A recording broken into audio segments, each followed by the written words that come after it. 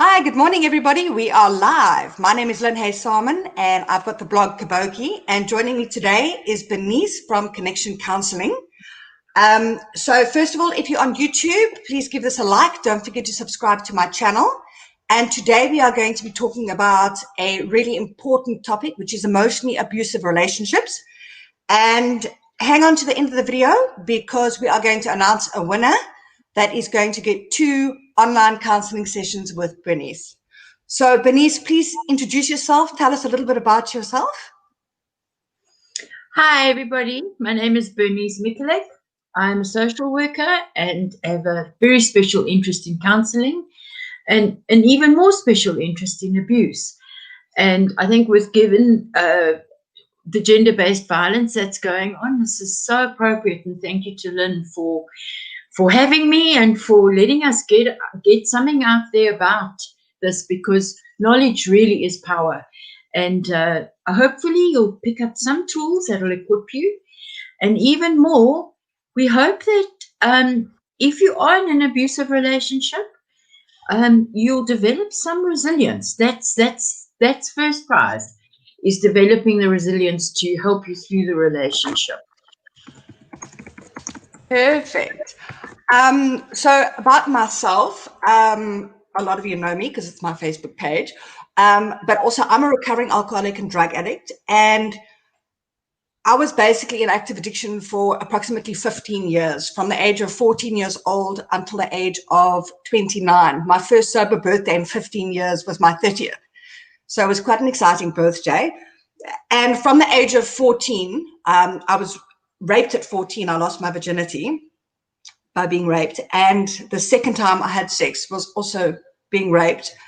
And from then on, my relationships with men went, shall we just say, pear-shaped. So in conjunction with addiction, in conjunction with that traumatic experience, everything just went completely wrong. And I had a number of long relationships, and each one of them was abusive in different ways and very traumatic. And it took a long time for me to work through all of my issues and to come out the other side clean and healthy, mentally healthy, physically healthy, and start loving myself and start having good relationships. So I'm now married. I've got a wonderful husband. He's never raised his voice at me. He's always respectful. He's always polite. I actually get a bit tearful now because it's coming up to my 12-year milestone. So there's a lot of stuff going on for me. I wish you could do the dishes more often and stuff like that. So I've got complaints. But overall, we've got a very healthy relationship. And looking at where I've come from, it's been a really rough journey. I've learned a lot, but looking at the news and watching all this gender-based violence and seeing the increase with the lockdown, it breaks my heart. And I know what these women are going through because I've been there. I've been sexually abused, physically abused, verbally, emotional. You name it. I've probably been through it. So yes, I want to dive into this topic with Bernice, and I want to see if we can just help some ladies get a bit of a better understanding of where they are, why they're feeling what they're feeling, and to help them cope and to help them, get to a better place. So let's just see. I've got some comments here. Oh, good morning, Leonora. And how do I pronounce your name? Ria Betswe. Lovely to see you this morning. So yeah, I don't know if you know how to pronounce that. Beautiful name. Okay, so the first thing we want to talk about is the different types of abuse.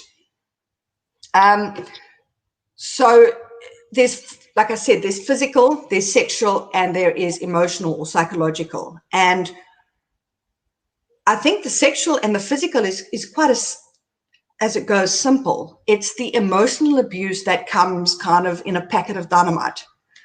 Do you want to elaborate on that a bit, Bernice? You're correct. Psychological and emotional abuse are an interchangeable word, synonymous with each other. So those are the 3 main abuses. Now, often the physical abuser physically abuses, the sexual abuser sexually abuses, and the emotional abuser emotionally abuses, and is not likely to be physically abusive or sexually abusive. But if you're in a physically abusive or sexually abusive relationship, I don't believe that you, after being physically abused, after an episode of physical or sexual abuse, you can walk away without significant damage to your emotional state, your feeling state. So emotional abuse is absolutely huge, and it encompasses an even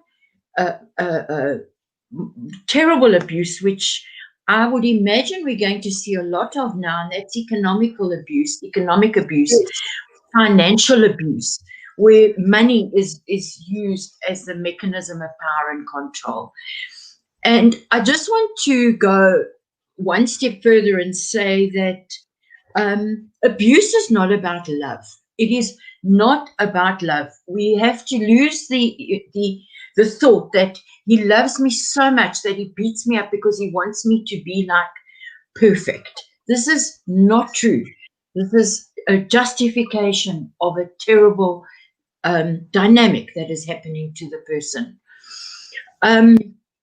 Abuse is purely about power and control, and power over in the space of personal power. Relationships would be perfect if we all had personal power. But unfortunately, in abusive relationships, the power over tries to usurp the personal power. In other words, the abuser wants power over the abused, which is take away the personal power. Yeah, I like what you said there. And for me personally, in every one of my relationships, I spent that entire relationship trying to be better, trying to please, trying to be good enough. And, the first relationship, he went out without me all the time and stood me up and two-timed me left, right, and center. And every time I found out I'd be cheated on, I'd be devastated. And I would talk to him about it, and he would deny it. And we'd have this huge fight. And the whole way through, we would, I would eventually get him to admit that he two-timed me. But at the end of that fight, I would be apologizing to him for not being good enough because it's my fault. And, every single thing, it was always about me trying to tiptoe around and try and make everything perfect. And the fact is, no matter what I did, these men were going to two-time me. They were going to verbally abuse me. They were going to hit me, whatever it is that they were doing. And then also, I think on the topic you said of economical abuse, I think there's also an angle of not just withholding money from your partner. In the one relationship I had a boyfriend that landed up living with me, and then he quits his job or he got fired. And for 3 years, I worked 2 jobs to support us both. He sat at home. And when I got home, the only difference in the house was that there was another coffee cup, another plate, another this, another that, which I then had to clean, cook supper before I went off to my second job at night. So I think it's kind of like, I don't know what that would be, like a neglect sort of thing. But once again, I thought I wasn't good enough, yet there's this lazy ass person sitting in my house, which I'm supporting. So there's so many different types of abuse. And I think it's, it's between, I think we're going to focus here on this discussion on men emotionally abusing their partners. But there's abuse between a parent and child, and it goes both ways. An adult child abusing an elderly parent, and a parent abusing a young child in the workplace, at school, between a teacher and a child. This happens anywhere and between strangers. So the scope is massive when it comes to abuse. Yeah. Well, your schoolyard bully is an emotional abuser at such a young age. The schoolyard bully picking on somebody who he deems less than is him exercising his power and control. And emotional abusers it comes from their childhood. So even at a young age, for the bully, this is playing out. His behavior is playing out where he cannot express his emotions in any other way. And it's exactly, he'll grow up and he'll become an emotional abuser to his colleagues if they allow that. Some people stop emotional abusers and physical abusers in their track, but abusers prey on nice people, forgivers, empaths, people that want to help, people that want to fix them, people that are soft. That's who Codependence. they are. Sorry? Codependence. Yeah. And then and it's such a skewed form of relationship because it's not an equal relationship.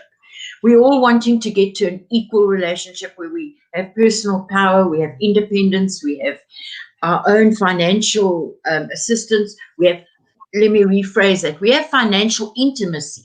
Intimacy being maybe he works and you stay at home and bring up the children through discussion, through a shared vision. That's financial intimacy, but then you are part of that financial, the say, So, yeah, I think relationships need to be equal. If not, it becomes a bullying situation, an emotionally abusive situation, and the abuser, just to give a small profile, is very unpredictable, very manipulative. You said just now about the guy who sat at home. He's just a manipulator. They're very manipulative. They're very critical. They're very judgmental. They're very they're just very difficult people to connect with. They can't have proper relationships because they actually don't know how to connect emotionally.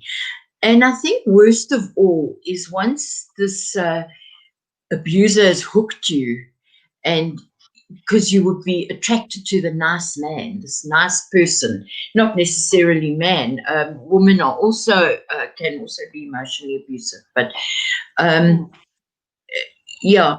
So once that's over, you're left with the dregs of the critical person, the judgmental person, etc. And everybody else thinks he's fabulous. He's funny, Yes. he's nice, and he's, personable, and he's sociable, and, but get home, get behind closed doors, and the other side to this person comes out, the side that the partner gets.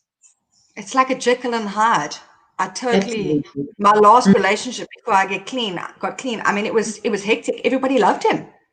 And they couldn't, when everything came out, they couldn't believe that this person was doing that. And that kind of also made me feel even more like I've gone crazy. And I think something else I'd like to highlight about the different types of abuse, having been through all of them, they're all devastating. But there's this sort of misconception, and it comes from that saying of sticks and stones can break your bones, but words cannot harm you. I heard a different version of that a while ago, and it was sticks and stones can break your bones, but words can crush your soul. And I feel that having been through what I've been through, the emotional, the verbal, the psychological stuff it's absolutely devastating. When I would rather get hit than get emotionally abused, because it's a lot more simple. It's just a cut. You get a bruise and all of that, and you see it and it goes away. But the damage that the emotional abuse does to the way that you see yourself, to your self-love, to everything about yourself, it took me. I actually had to go to working on my relationships, and that was a huge focus of my recovery from addiction.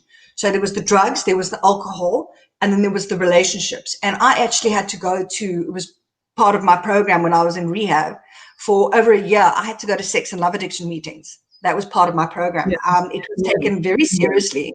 And it can be as dangerous and as deadly being in an abusive relationship as it is taking drugs. As you can see from the news and all the dead women, it's a very, very serious thing. Yeah. I've heard many people saying by far the worst abuse is emotional abuse. And Maya Angelou said it in 3 lines, and I'm going to say it because it just encompasses everything about emotional abuse. And she said, people will forget what you said, and people will forget what you did, but people will never forget how you made them feel.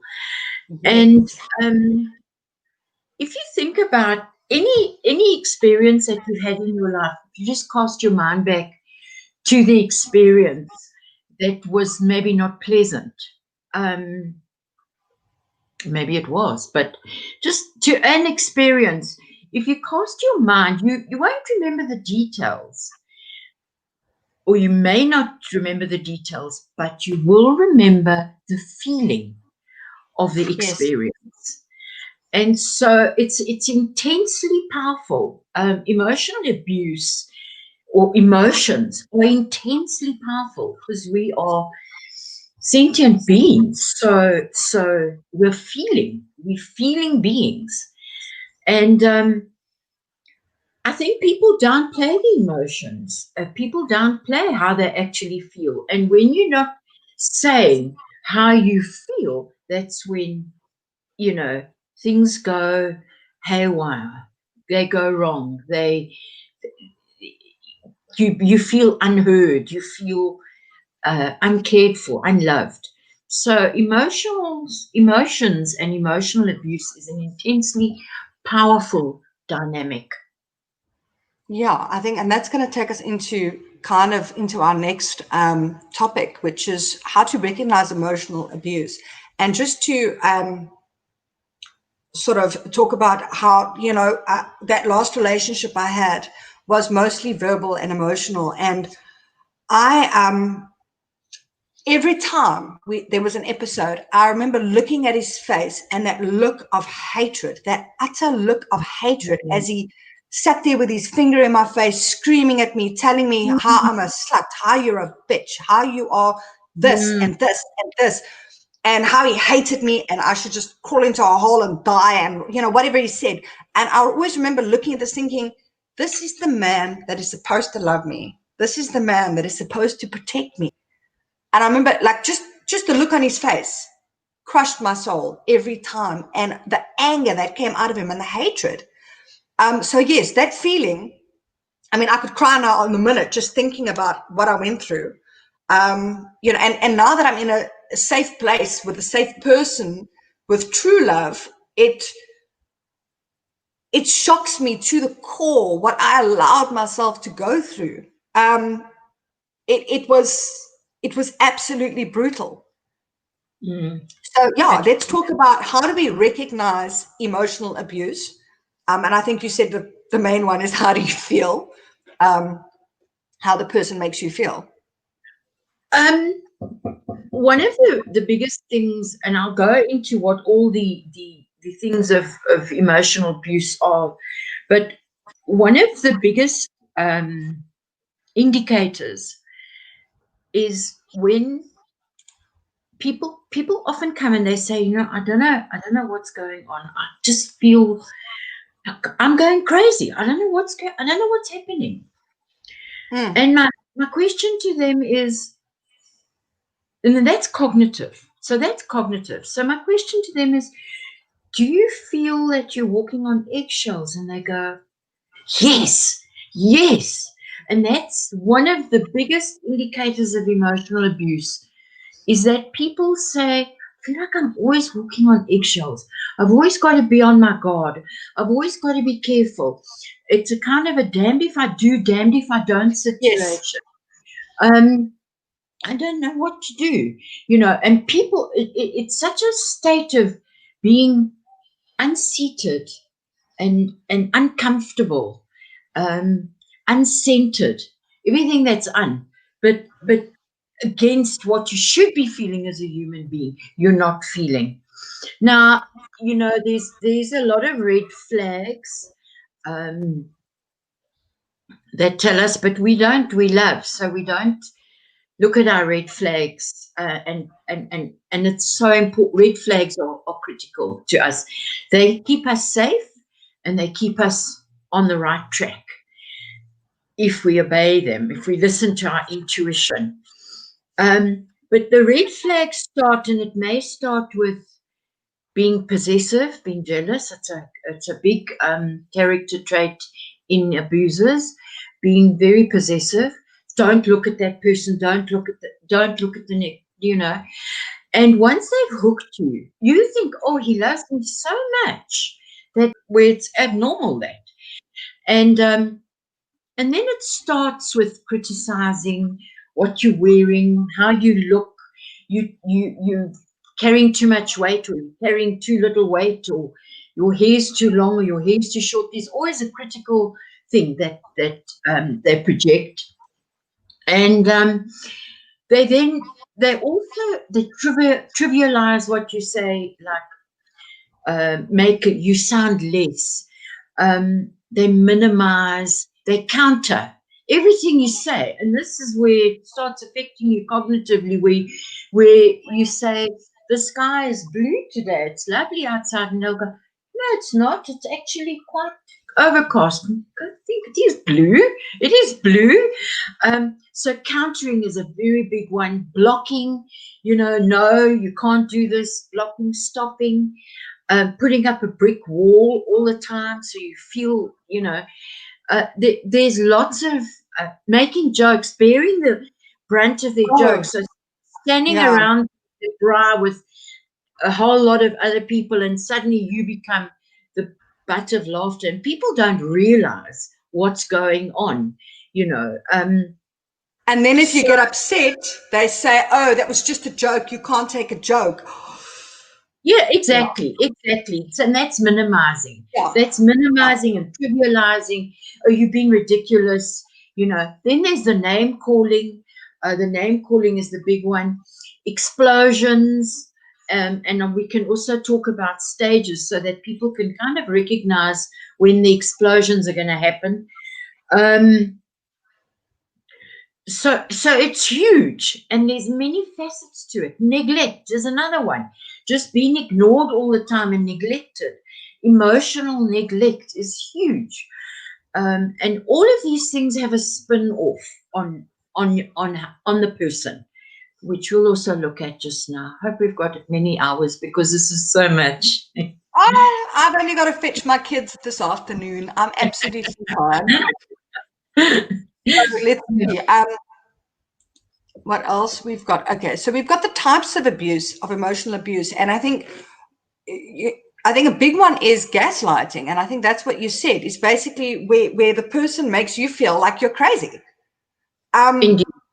And I had the one boyfriend that did that to me constantly, and because I'm an alcoholic and a drug addict, and I was very much in the throes of my addiction at that time, and he didn't really drink much, and he didn't use any drugs, but he knew I did, he would let me do it because it worked in his favor.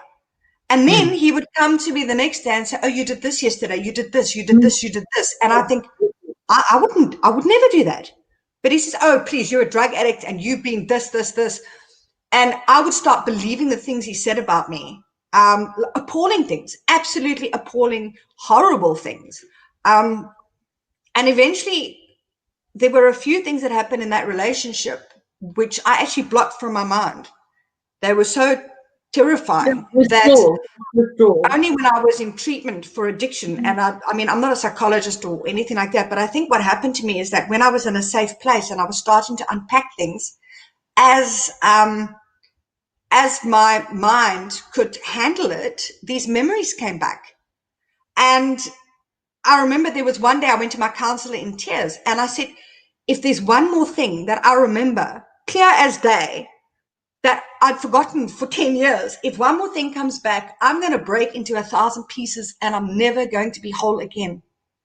And here's one example of it, which the worst thing that happened to me with him is one night while we were being intimate, he sodomized me. And I was drunk, I was high. And then the next day I said to him, why would you do that to me? He says, no, I didn't. What do you mean? I would never do that. And I blocked this from my mind completely. And I carried on in a relationship with this man for a year before it ended. And this came back to me in treatment. So the damage to my mind, I think people forget things. I think it's like a safety mechanism where your brain literally blocks stuff. I'm not sure, like I say, but all these things started coming back to me in treatment.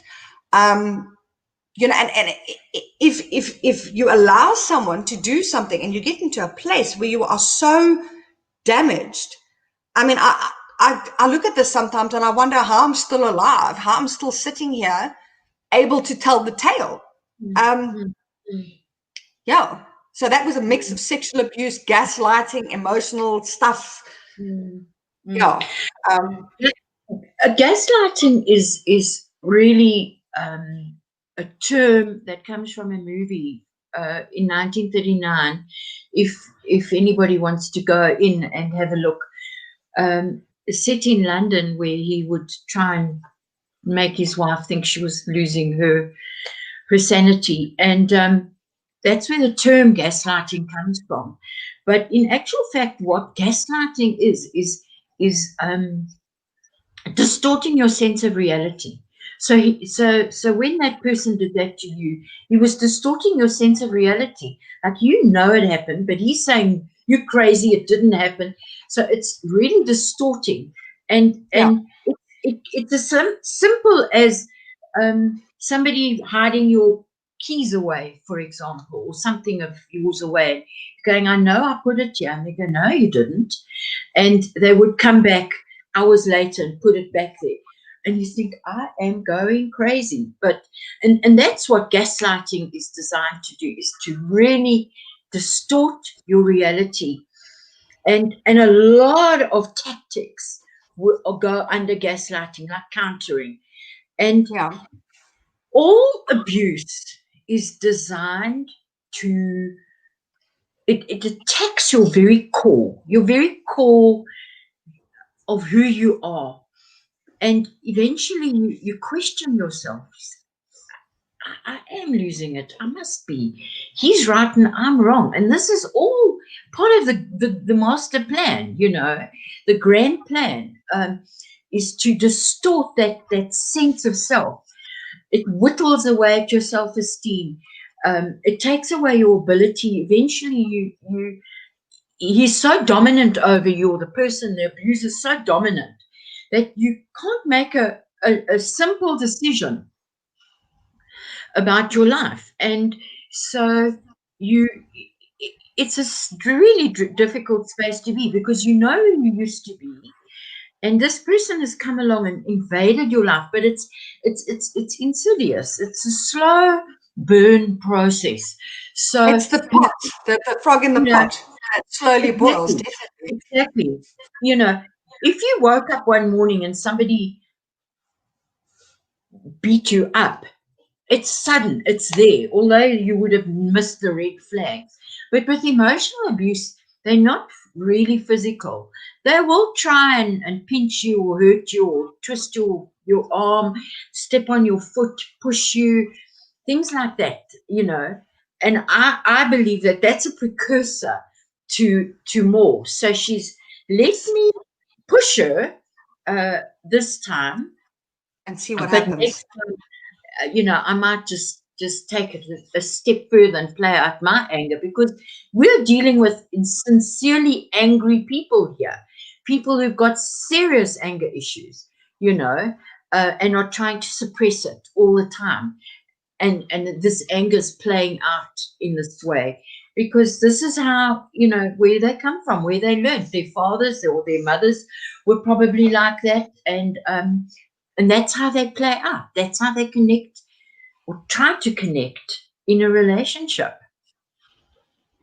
And another thing that used to happen to me is that he would say something that really cuts, and then I would say, but like, how could you say that?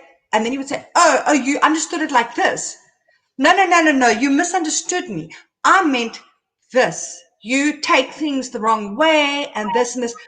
And you look at me and you think, no, that's what you meant. I know that's what you meant. But then it beats you down. And, so I kind of, it was meant in that way, but to rile me up. And, so it's actually, it's seriously plotted and planned. It's not like my husband now, I mean, he says the most ridiculous things. And then I said to him, hey, how could you say that? And he says, oh, I never realized like that. No, I meant this, but he's sincere. He can be a bit of a twit sometimes, my husband. He riles the children up just before bedtime, and and then I got to go put them to sleep. So he drives me batty, but it's normal relationship stuff. But when he makes a mistake, when he says something that hurts, I can speak to him about it. We talk about it, and he changes. He doesn't do that same thing again. But the one relationship I had, he would constantly say something and then say, oh, you always expect the worst of me or assume the worst. And I didn't mean it like this. I meant it like that, which is perfectly innocent. And it kind of, I think that's probably also a form of gaslighting where you slowly but surely go crazy. When they say, another part of the abuser is very much when they feel like they are losing their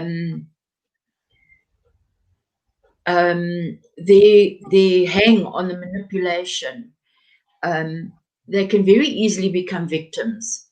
And if there are people listening, it may resonate with them. They very easily become victims, like, you're so unkind to me, and I really try so hard in this relationship, and this is what you do to me. And when they feel like they're losing control, that they become victims. So one has to be very aware of that. And when you know that, it's part of your healing, because you can come out of you can come out of this. You're not going to stop the emotional abuse, but you'll possibly learn to deal with it and manage it in a better way. Not everybody wants to leave their husband. It's their home, and it's where their children are, and it's their life. Not everybody wants to walk out, but we can manage this process in a better way. And having said that, one of the first things the abuser does, and again, you don't recognize it immediately, you think you're doing it out of love, is they isolate you from your family and your friends. They don't want you mixing with anybody. They don't want you, anybody they view as a threat. Anybody that the person knows is viewed as a threat to the abuser's bubble. And so remember that when you're in these emotionally abusive situations, you're very isolated. If you have confided in somebody that probably said, oh, you've been ridiculous, get on with it. You've got a big house, you've got this, that, and the next thing. Stop being ungrateful. And that's a prevalent attitude coming from people. When in actual fact, reaching out is an extremely sensitive thing for a person in an abusive situation, and must be listened to. It must be listened to, and preferably by a professional, because professionals will deal with it correctly, rather than, and obviously the person reaches out to a family member or a friend, and they don't get the empathy that they need to have. Because it's about learning to reconnect, about learning to regain your sense of self-esteem and your sense of self. There's a huge dynamic. It can be done, but it's about developing your resilience in that process. When you develop your resilience, things become that much more tenable within the relationship. Yeah, we've crossed now into the effects of emotional abuse already, so I put the little banner up. I think one of the things as well is that like you said, it's a process. You don't go into a relationship and 2 days after, going on your first date, the guy punches you in the face and calls you a slut. I mean, it doesn't happen that way, because if it did, you would run, you'd go to the police, and you would lay a charge of assault. So it's a slow process that starts off, with a good relationship, and it slowly but surely heads down the abusive path. And I think also what happens, and we've kind of touched on this, is that very often an abuser is a very charming person. So when you are out with that person, with your friends, with your family, they're all like, wow, he's amazing. And you go home, and then he turns into this person that abuses you. And for me, like, the first person I told when I was in an abusive relationship looked at him and said, him, please, never. He would never. And then, like you say, you get isolated. So eventually you don't see any of your friends that trust you and believe you. Your friends are his friends that you only see when you're with him, and he controls the environment. You don't see your mom alone. You don't see your parents alone. It's only when you're with him and under the thumb that you can't say anything or do anything. And he's this charming person. So you feel stuck, and you get more and more isolated. And you might have been a very mentally healthy, happy person when you met, but as you go down the relationship and as the abuse starts, you start trusting yourself less, you start loving yourself less, and you start believing all these ugly things about yourself. So as you move, down, a lot of people say, oh, why don't you, in an abusive relationship, why don't you just leave? But you're literally stuck in this situation. You're stuck with a negative self-image, with all this, these bad feelings. You don't feel you deserve anything better. It's a very common thing for people to say, just leave. And they get angry because you're not just leaving. You're not listening to them, and you're just leaving. And just leaving an abusive relationship is extremely hard. Just leaving any relationship is hard. But an abusive relationship is harder because of the dynamics. She may not have been allowed to work. Women traditionally earn less than men, so still do. There's a lot of things. Plus, the most important thing is that it's the home. It's your home, and it's where your children know. It's probably been your children's home for so long. But the actual dynamic of an episode, and I'd like to just outline this because I think it's very important. So there's a lot of tension in abusers. And then they're okay. Now then they have an explosive episode, and then it's okay, and that's forgotten. So the dynamics of that process of the tension building, you can understand. That's where the understanding comes in. You can understand. You can see Snippy. He's worse than he's normally is. You just know. The signs are all there. They're open, they're obvious, etc. And then you have the explosive episode where everybody runs for their lives. You grab the dog, you just run. You have that explosive episode. In a physically abusive relationship, the explosive episode would be the beating, and the person would then have the physical scars, the bruises, etc.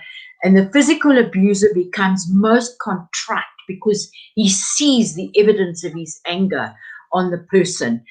But in an emotionally, and he'll then apologize and swear on his life that it will never happen again. But in the emotionally abusive person, they don't think they're doing anything wrong. They don't think they're doing anything wrong. So there's not really an apology. But he may feel in the honeymoon phase, it's called the honeymoon phase, he may feel a little bit contrite. He's certainly not going to show anything because he may lose his control. And that's the third phase. Now, and everybody's walking on eggshells in these periods, in this tension building phase, the episodic phase, the honeymoon phase. Everybody's walking on eggshells. Now, researchers have come up with a fourth phase where we all reach homeostasis. We all go back to normal. And it's a phase which is, I think, the most dangerous, because we lapse into a sense of complacency. And we all think everything's okay. And then we put all plans on hold because we don't want to go against this person.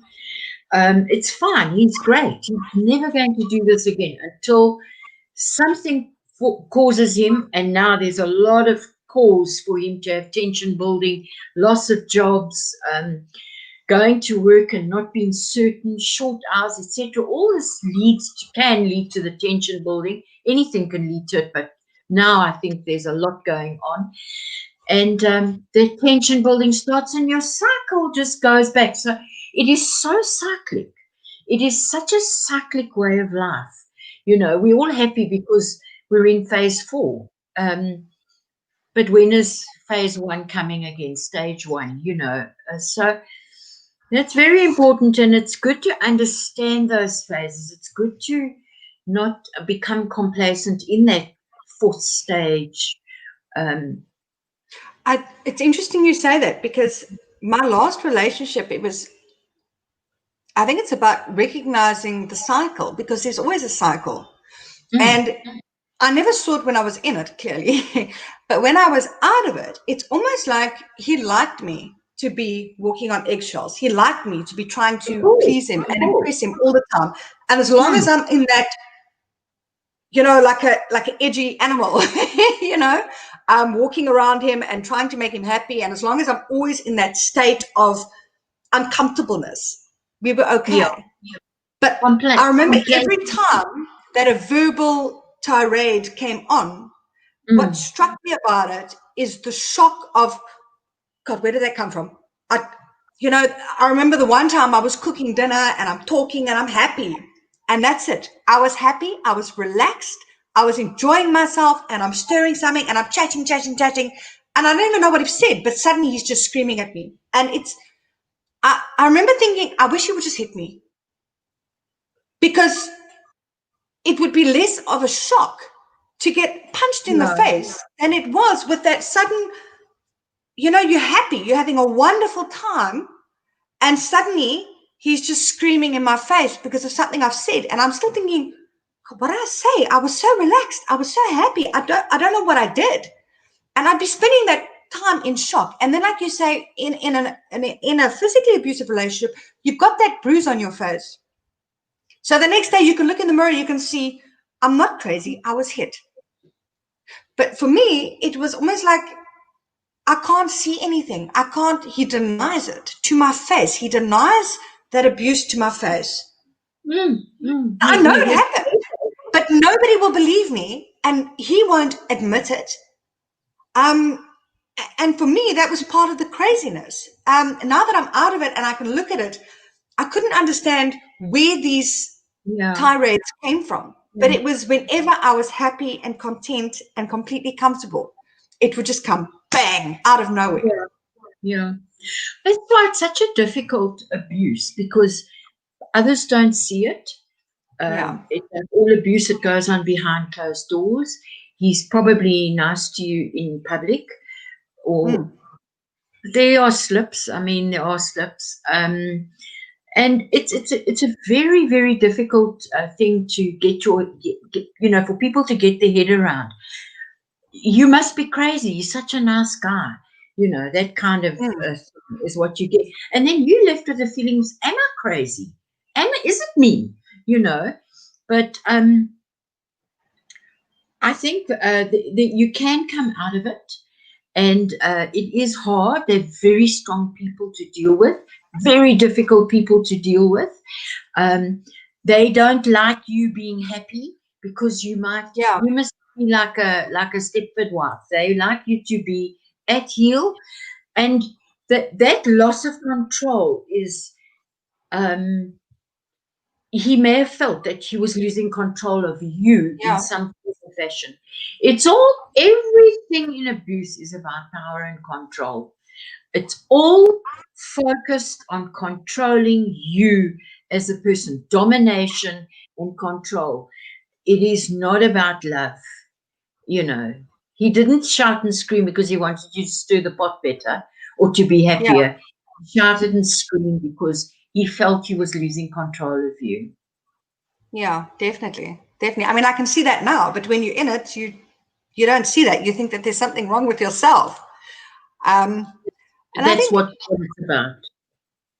I think this is a topic that you briefly, how to cope with emotional abuse. And I think I'm just going to put up a comment here quickly by Sharon, where she said, I can't imagine a child growing up in these horrible situations, and so many women stay with the abuser because of their children. And I think one of the things that I am so grateful for, in fact, every single day I have a gratitude list. It's part of my recovery that every day I've got to think about what I'm grateful for. And there's two things involving my children.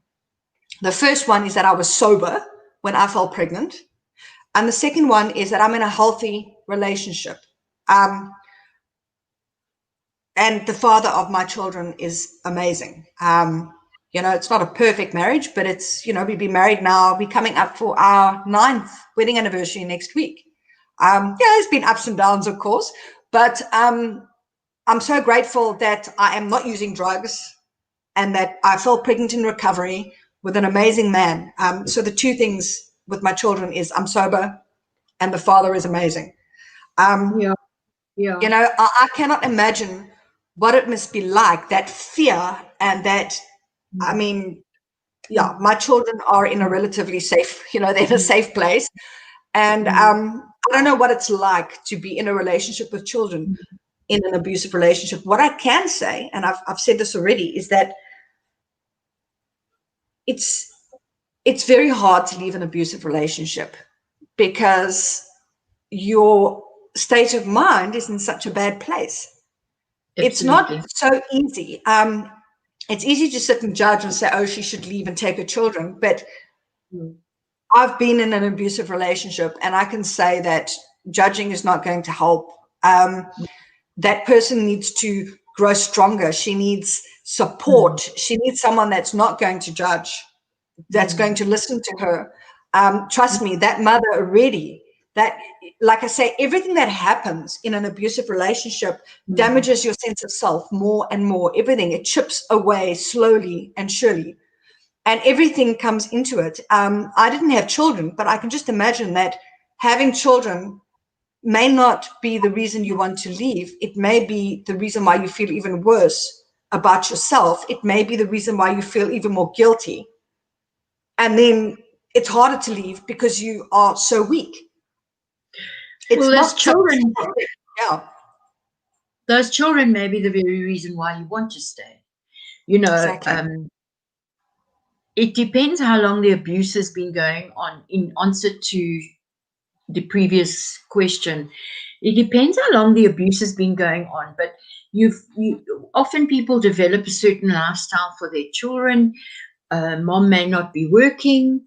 There are horror stories about abuse, which we can't go into now, but about emotional abuse. But whatever happens, the person obviously weighs up the difference between the children and their lifestyle and everybody's emotional well-being, and this is what they look at, and often women get their kids through to school and university, etc., and then they say, now's my time. And there been women who've been in this for years, for decades, and they've gone on to study, to go on and do things, to start careers, and to really flourish. And in this, there's a tipping point. There's a tipping point for people. So the woman will then, at some point, maybe talk to a counselor or somebody and go, this is not where I want to be.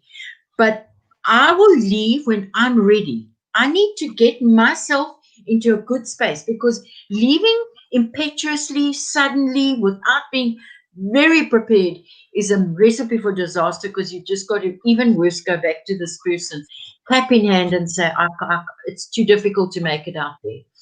And this happens. I mean, this is no shame. This happens because it is very hard being on your own. But at that tipping point, people say this far and no further. And we can develop resilience.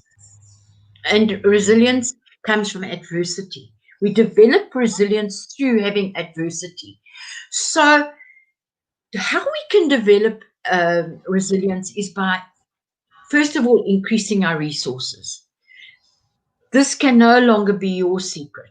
This has got to go out to people who love you and people who are going to support you. You need to look at the resources that you've got. What do you have? I did a degree when I was 24 and I never followed it. Bump your education up at his expense if necessary.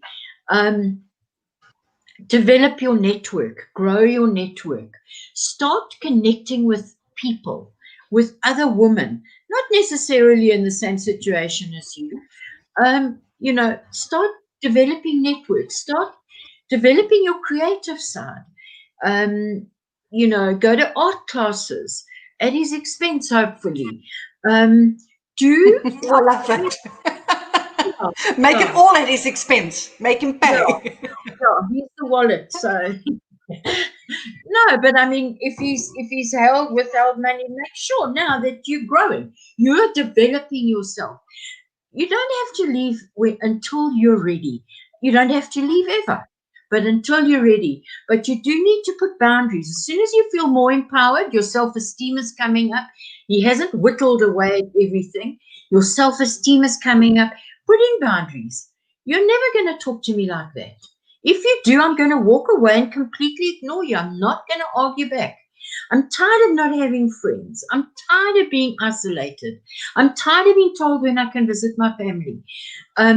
These are my boundaries, and that's how it's going to be. And you have to be strong, but strength will come. It will come when you're tired enough of being his emotional punch bag. It will come to you, and you may need help. See a counselor. Don't use your counselor as a weapon. Say to him, I'm seeing a counselor in the hope he'll change. He's not going to change anytime soon.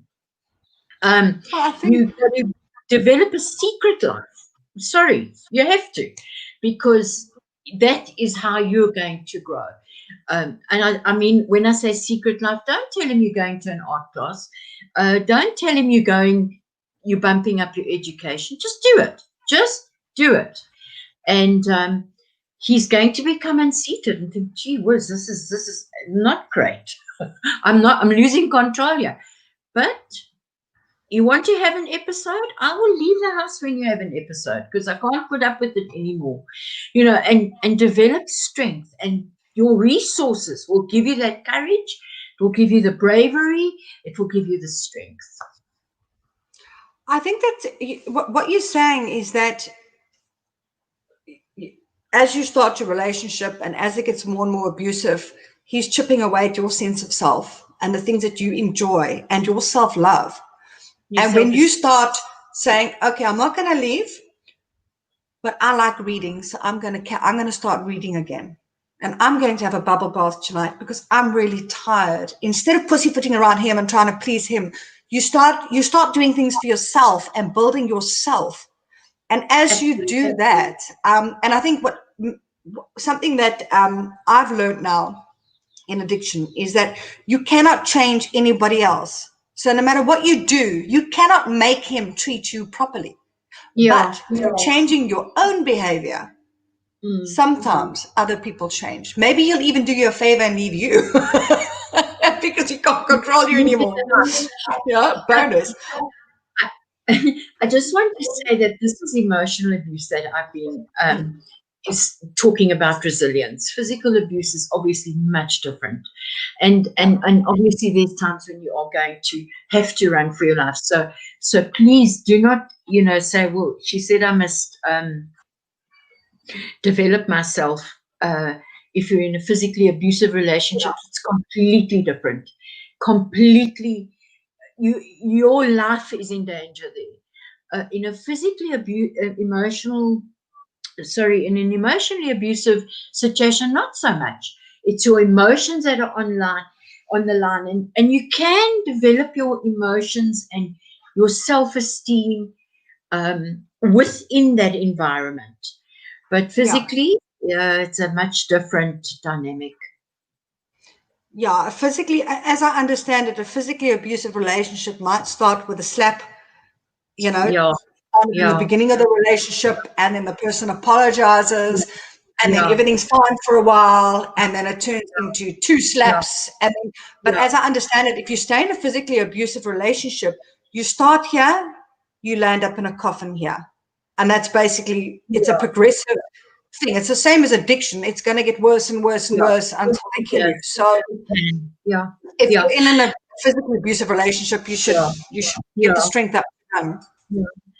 Just on that note, physically abusive relationships, it's not a great thing to say, I'm leaving you or I'm doing this. You just do it. You do it secretively and you just do it.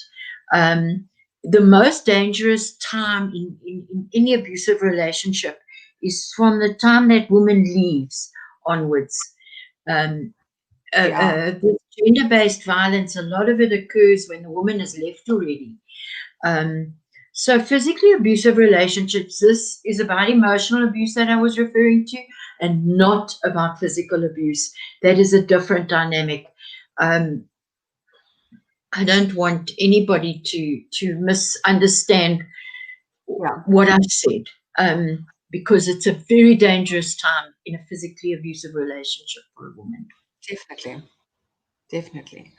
I'm going to go on now to the last section, which is the importance of counselling. And I think it's quite important to just kind of get out there that from my personal experience, I have come across a lot of people that think, oh, you're in counselling, you must be really messed up. Okay, I have been really messed up. But the point here is that there's kind of this stigma around counselling that if you are in counselling, you have mental health problems and that you are a messed up person. But in actual fact, I'm actually quite mentally healthy right now, and I'm still in counselling. Okay. And I think it's important to look at counselling as kind of like a tune-up. If you buy a brand new car, you're still going to take it after 10,000 Ks back to the dealer to go get the oil change, to get them to check everything. And as your car gets older and older, you might take it more often, which is just like you should as you get older. And if you're going to be driving over rough terrain, you're going to take your car in a little bit more often because maybe your shocks are going to bust up or etc. There's nothing to be ashamed about mental health issues. There are so many people with depression, with postnatal depression, with I've got bipolar disorder. You've got people with varying mental health issues. But even if you don't have any diagnosable mental health issues, your mental health is really important. And if you are the type of person that is mentally healthy and you are going regularly for counseling sessions anyway, just to tune yourself up, no abusive man is going to want you because he's not going to be able to get a hold over you. And likewise, you'll be able to deal with anything that comes along as it comes along because you're constantly processing stuff. I really believe that having counseling is important for everybody, no matter what. And the worse your situation, the more you should go for counseling. And the other thing is that what I've noticed, having been through a number of things in my life, is that my physical health and my mental health are very intertwined. Don't mistake, the one affects the other. If I'm not feeling physically well, I'm not going to feel happy. And if I'm not feeling happy and I'm going through something that's really hard to deal with, I've had things where I actually feel so physically sick that I feel like I need to go to the doctor and go get medication. But it's nothing physical. It's all the stuff that I'm going through emotionally. So, for example, around this time of year, around my milestone of sobriety, I always feel physically bad. I've got back pain. I often get migraines. I just feel really, really sick. But if I attend to the stuff that I'm processing, my body feels fine again. So maybe you've got something to add about the importance of counselling. Often in a situation, an abusive situation, I was once the first person that this woman had confided to in 35 years of marriage.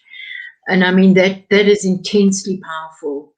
And it often that counselor is not there to tell you what to do. Nobody should ever tell an abused person what to do. They've got to figure it out for themselves so that they do it the right way. But what the counselor does is put options and perspectives and what needs to be put in front of that person. So the person goes, I never thought of that. And the counselor is objective.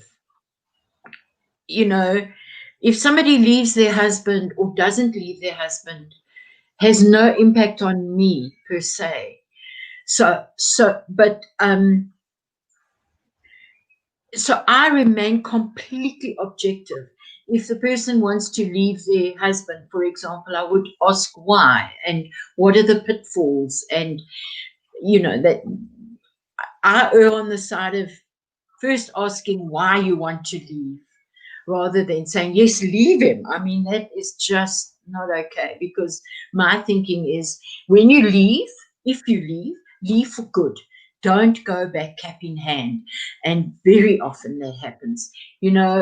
Abused people go back something like 17 times before they actually make the final cut.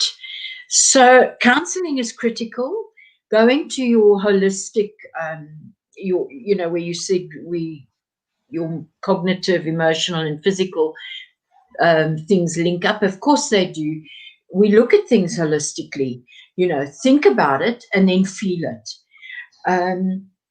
Very often people have gotten into a state of not caring for themselves physically, because what for? I mean, in such a distant, far, awful emotional state.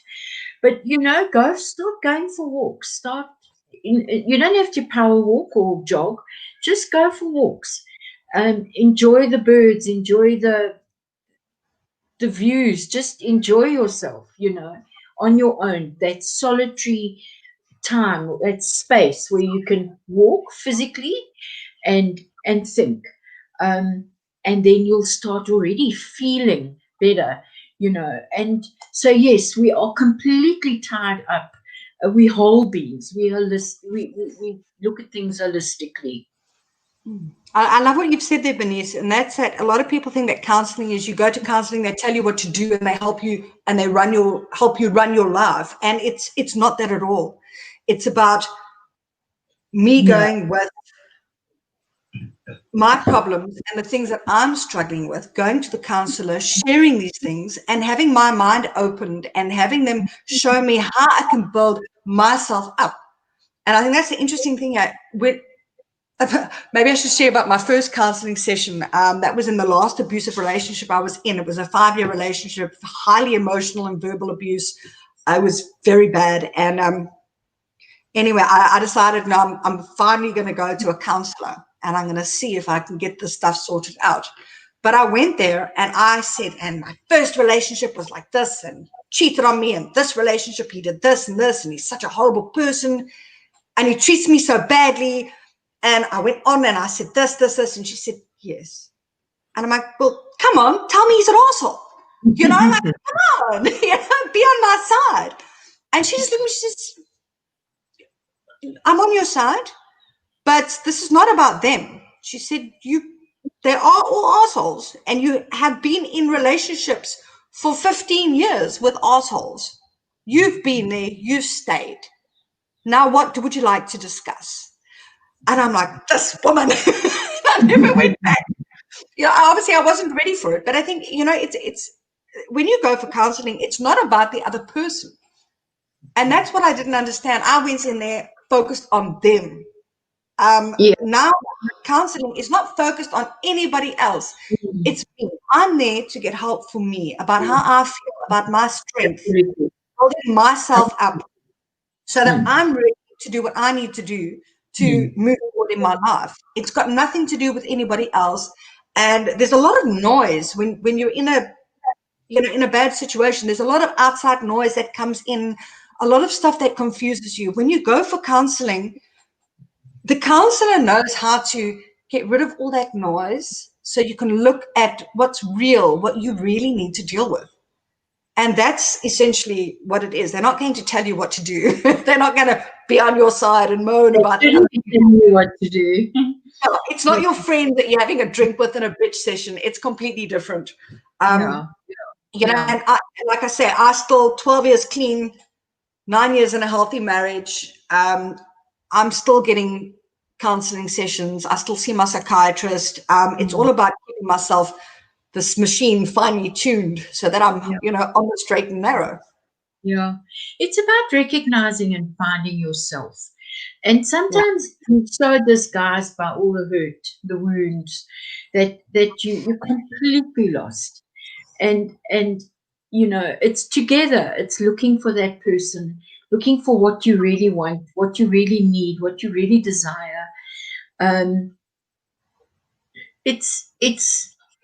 It's actually a beautiful process, and if people had your approach, it would be so great, because definitely your counselor is not your friend, but your counselor should be a very integral role. When you're stuck in a relationship, your counselor should be very integral or can be a very integral part of your resilience development. Yeah. I think also what I'd like to end up with sharing is that my first relationship was a 5-year relationship. It was an emotionally abusive relationship. My second relationship was 3 years long. We lived together and it was emotionally abusive. My third relationship was a year. Oh, that was terrible. The gaslighting and stuff was horrific. And my last abusive relationship was 5 years long. And that was the most painful one of all. I then went into treatment for addiction for a year. And like I say, I worked very much on my relationships, my self-love, all of that. And about a year and a half when I was about a year and a half clean, I started dating someone from the recovery rooms. And that relationship was only about 2 months long or 3 months long. And it was okay. I didn't know, not the normal type of person I would date, but like my counselor said to me, she says, you don't know what your type is. Your type is an abusive asshole. She said, so you need to figure it out. And we started dating and everything was okay. There were no warning signs that I could see. But after about 2 months or so, we were driving down the road in my little Golf and I had no aircon and it was hot. So I had my window open like this, and as we came up to a red robot, there was a beggar on the side of the road. And, you could see him eye me and start walking over. And he says to me, close your window, quick, close your window. And then he just started screaming at me because I didn't do it quick enough, or I didn't do it. But I'm not going to close my window. I mean, we would have fried. And I just turned, I looked at him, and he's screaming at me. And I drove him home, and he was saying, like, you didn't listen to me. How dare you? And I thought, and I dropped him off at home. I went home and I had a cup of coffee and I thought, how's about that? I don't like this. Don't like it at all. And the next morning I got up, I phoned him and I said, look, I'm coming over to talk. And he's like, oh, you don't have to. I know what it's about. So I said, no, I'm going to come over and I'm going to talk to you.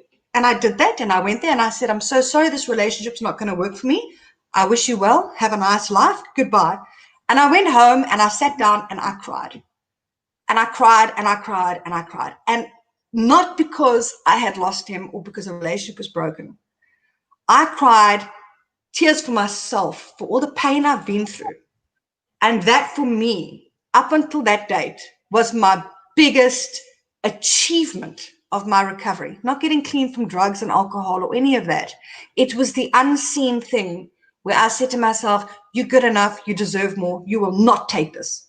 I recognized it. And I promise you, I cried for I think the whole day.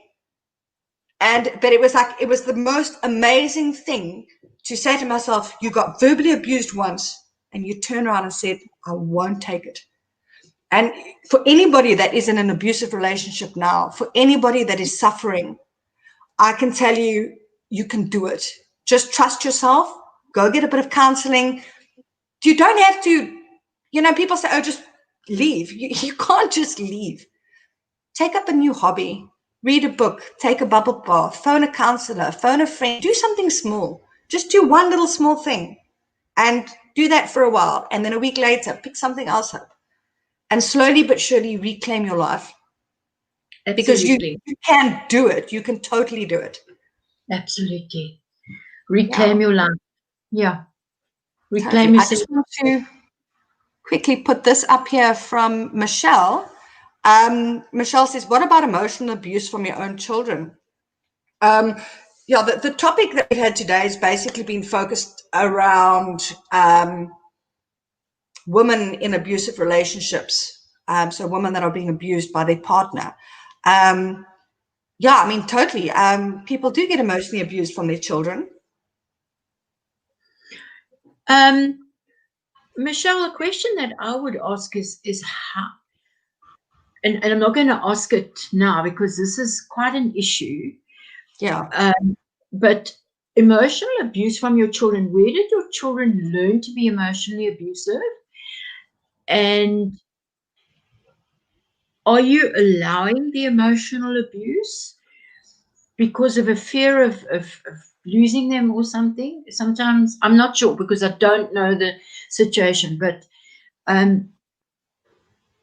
it is not okay to be emotionally abused by your own children. And so you would just off the bat and just looking at what it is here, you'd have to say to yourself, how are my children emotionally abusive? Where are they learning it? Where are they picking it up from?